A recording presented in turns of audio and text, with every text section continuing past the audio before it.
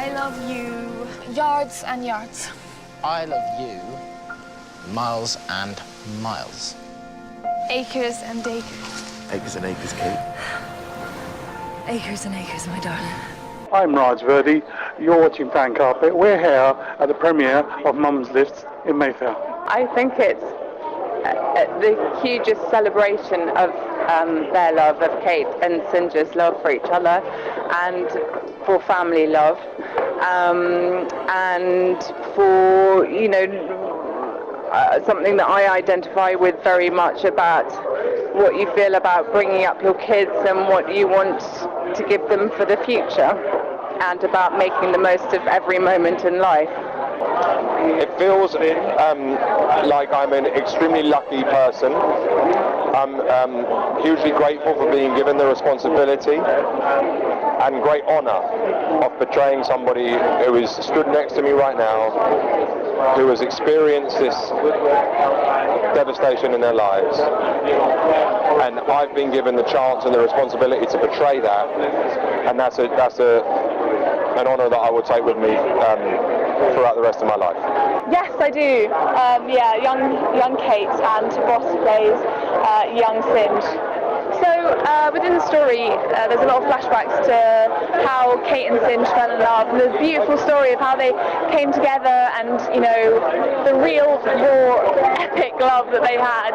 So Ross and I had the absolute pleasure of, you know, recreating that, and it is beautiful. I remember reading the script for the first time and just crying, because you're just like, that is what real love is about, and, you know, they have such a beautiful story.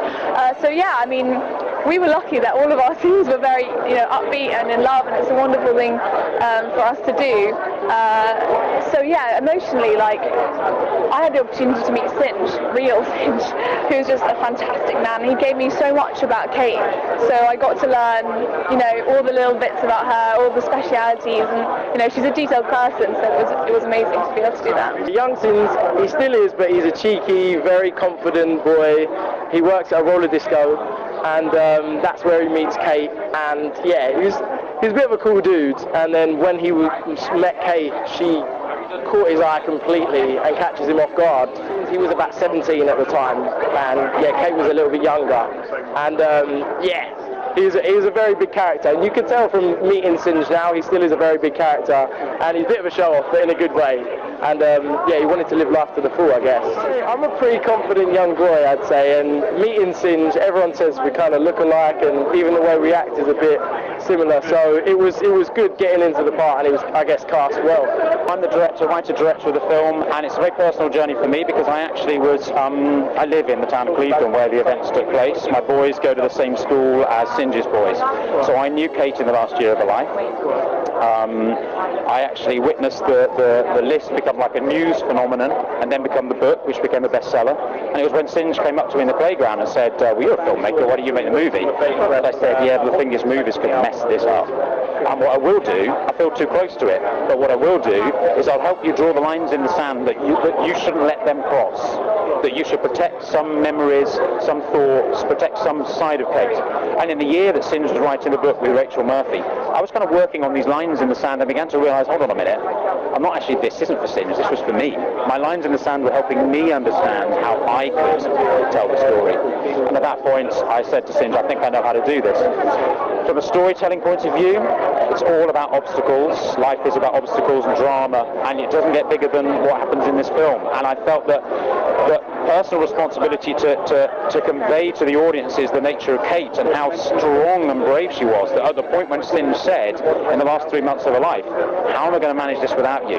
She didn't write, it's not a bucket list that she wrote, it's not a bucket list, it's actually, this is how you do it, Singe. These are the things that you should do. And actually what started out as simple instructions developed into memories and thoughts of herself. She was memorializing herself. And in my head was this image of a woman thinking, I have to put everything I am and I thought I was going to be, I have to put it out there for my kids in the form of this list. For me, that's like the perfect, most tragic, beautiful love story. It's incredible. It's the first time I've been involved in a film, and the fact I've been able to write a song, actually 2 songs I have in it, it's so amazing. I feel so honoured, especially that it's a film like this. it's amazing. I've seen a couple of scenes, and they're just amazing. And these were like first edits as well that I saw, and it was incredible. Well, first of all, it's the most surreal moment you can possibly ask for. It is incredible. Kate would be very bemused at what's going on. She's very pleased, and she'd be very proud of what we've achieved. You know, like I said, nobody really knew me before all this happened, and we come from a little tiny town in North Somerset, which they were incredible. They supported us so well. The actors and actresses just knocked out the park. It became a real family on set. They pushed it hard. You know, the weather was kind to us. It was just incredible, and it's all filmed where it really happened, so you can't get any more real. Well, I don't fit into tonight's performance in any meaningful way, but I have a connection in two ways. Rafe Spall I've worked with ago, and Niall I worked with on one of the first ever films I did, which was called Keeping Mum, with Patrick Swayze and Rowan Atkinson and Maggie Smith. So that's another connection I have here. But my main reason for being here is Macmillan, who I have recently sort of begun to support properly, and it's a magnificent charity, and they do marvellous work. So I'm just a supporter, basically, stroke ambassador for their brand and their activities. I've attended various events, and I go to a hospital in the south of France once a year to help very sort of sick patients there, just for a week. And so I've got a real affinity for what the Macmillan teams do in terms of the personal care and the emotional support they give to patients suffering in that way. Because even just this July, I was looking after two very, very poorly patients, and it's very, very hard work. So just doing it for a week is punishing enough. So the Macmillan nurses do it all year round, and it's amazing. I mean, everyone has to deal with loss at some point in their life, and it's just change. You know, change is our only constant truth. So I think it's really important for people to see this film and see how not only it affects people, but how it brings people together. Obviously, in the film, you see Singe and his boys get much closer with the loss of Kate, but they're also constantly appreciating her. So I think a big thing from this film is for people to learn to appreciate what they have, and, you know, love your family and the people who love you, because it's so important. It's a big question. We're all going to go. And I think that an important thing to know is that we're going to leave something behind that we live on. And Kate lives on through Singe, and she lives on through her children, and she lives on through the book, and now this film. And that's very special. So that has been a huge reason for wanting to do the film, is that it is going towards keeping her memory alive. Well, it's not just cancer, it's bereavement generally, I mean, loss can affect you in all sorts of ways. I think for us, it was to make sure that people live their best life. The legacy program will hopefully carry on after the movie and take that on, so they will look after people that may be affected by a loss. That's the most incredible thing. We know that it's already affected people, and they've thanked us for writing the book, and it's a real humbling experience. I've got thousands of messages from all over the world already just from the book, so God knows what the movie's going to do. It's good. It's amazing. One inspirational message about life. Always appreciate what you have. Make the most of every single moment that we have, and to realise how precious they are, that the simplest things, you know, what Kate wrote on all those notes and all those, the text that she sent, were all to make memories for the family and for Singe and for the children, and that's what I think life is about. I probably I hope I always felt you've got to live life to the fullest, but actually working on this film for a year, when writing it, a writer has to put him or herself in the shoes of those characters, so I had to put myself in both Singe's shoes and Kate's shoes. When directing it, my job was to guide the actors, to cajole them into being in that frame of mind where they can, and you do feel profound moments of connection, and in fact everyone on the shoot, there wasn't a day went by without someone went away and took a moment. We had a lighting guy, Mark, our lighting gaffer. He was meant to be staying in Wales across the water from Clevedon. Sorry, he was meant to be staying in Clevedon, but in fact he just chose to go home to his kids at the end of every night. Everyone felt this love letter to romance, to Kate and her love, was something that we all felt was a guide to one, the heart with which we made the movie, and also what life is about. You've just got to make the most of every moment.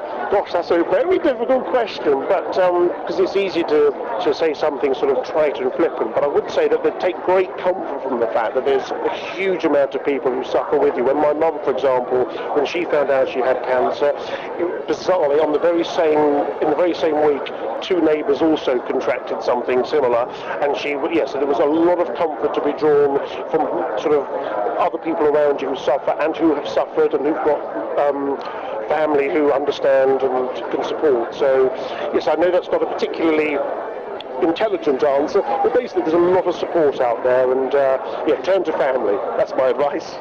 I think that actually the most moving thing is that parts of it are quite funny, and it's the fact that I think they've obviously really portrayed what Singe's family is like, that they were able to find humour in things and to still laugh with each other and just have a great time with each other. I think that's probably one of the most important messages of the film. It is actually, although it's really emotional and moving, it's really, really uplifting, which I love. It is the most bizarre, honestly, I can't describe it. You look at it and when we were filming, often I was on set as well, so especially when Rafe was driving my boat with 2 boys in the back, and I'm thinking, he's being called Singe, and it's crazy. It is absolutely the most surreal thing ever. I mean, obviously I had the scenes, which was really helpful, but also cancer is something that has affected my family personally. I do take a message on board of I think it's a hard film to be able to say, I enjoyed it, because it's such a hard story to be able to kind of deal with, but it's just actually about family, love, and just compassion for another human. And I think sometimes we forget that as ourselves. We forget to love another human and in this world that we kind of live in. And that's amazing to know that Kate gave up so much just so her kids and Singe could have a better life and enjoy their lives and know what they wanted to do and know what kind of mum that she wanted them to kind of live. I felt a massive responsibility bringing it to the screen. I wanted people to come away knowing Kate. Singe's book is a beautiful book, but it's told very much from Singe's perspective. It has to be. I knew the film has to follow her home. It has to follow Kate. We have to meet her. And I knew that I needed a crew around me who would understand that and be very discreet. And I needed actors who could deliver the goods. And I felt massive responsibility because this will define memories of Kate. For her youngest boy, Finn, he was very young when she passed. I have some responsibility for the fact that I need to look them in the eyes, Singe and his boys in the eyes, and say, I hope I did her proud. I feel like I did, and I hope you think so too. So a massive responsibility, but I shared that responsibility with some incredible professional people, Rafe and Millie Warner, who did our music, Eben, our director of photography. There was a level of personal investment in this movie that I haven't seen from the crew. It was a really, really special shoot. Like, the responsibility is huge because, one, I want to recreate that story exactly how he wanted it and to do it justice, and 2, I want to make it as real as possible. I don't want to look like I'm just pretending to be a character. I want to be that character, and working closely with Singe was amazing to be able to get into that character and become Singe. I absolutely felt the pressure, and it's a huge responsibility, I think, playing someone whose family are very, very present and alive and wanting to get that right, particularly for Singe and the boys and Kate's family. But I knew I was in good hands with Niall, who knows the family, and the children went to the same school, and I knew that we were filming in Clevedon, that Singe would be there all the time, that I could talk to him and ask him to talk me through every scene emotionally and physically. And also that there were lots of people around in Clevedon who knew Kate and were part of them, and lots of people wanted to be part of the scenes in the film. And I got help from an amazing woman who'd been through chemotherapy, who was a friend of Kate's, and so I felt very supported making the film. It was more possible because I could know the ins and outs, and I guess the secret life of Singe and knowing what was going on inside his head at that moment, and knowing exactly how he felt about Kate and what he wanted from life and what he wanted to share his life with her, because all my bits are, you guessed, the happy bits, the bits before the storm, and Singe explains it in a way that it was a whirlwind, and it went so quickly and all they wanted to do was just enjoy their lives, and he didn't know he was creating memories, he was just having fun. And that was the best form about it. To be able to know that from Singe means I can take that from my heart and relate to it and play that character, which was amazing. I don't know that it's changed my perspective on life, but it's because I feel that anyway, and I always have, and it's funny because Kate's message is make the most of every moment. That's something that I've always said. And I really took that from actually seeing Autopsies and Silent Witness. That's what I took away from it, going, we have to make the most of every moment. So what it did doing this was it sort of highlighted that message. And when we were making the film, lots of people actually just all they wanted to do, we had a very sensitive crew, was go home to their families at night and literally put their arms around them. And that's, I think, what the film, I hope, makes people feel. They just want to go home. A to-do list, cool. Yeah, I have a kind of things I'm looking to do, and yeah, I like to think I've set myself some goals in my life. Now that Kate set her kids some life, you think, yeah, I'll set myself some goals and I'll achieve them. Because I think if you don't set yourself some goals, where are you going? Well, I actually love writing a list, so it worked out pretty well for me. But yeah, no, always up for a list.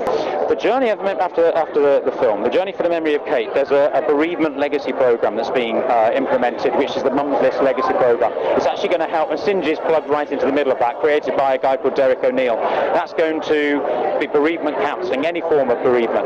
The book has been republished, and it's amazing how that book helps so many people who are going through the same thing. I hope the film does. The film in the end, I hasten to use the word entertainment, but the film in the end can be like a cathartic experience, and it's got to function as a movie. This has to work as a movie. It has to tell a movie story.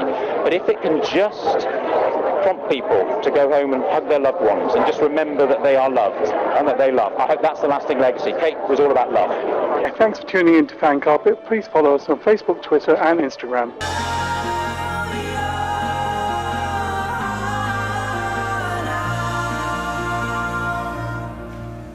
Acres and acres.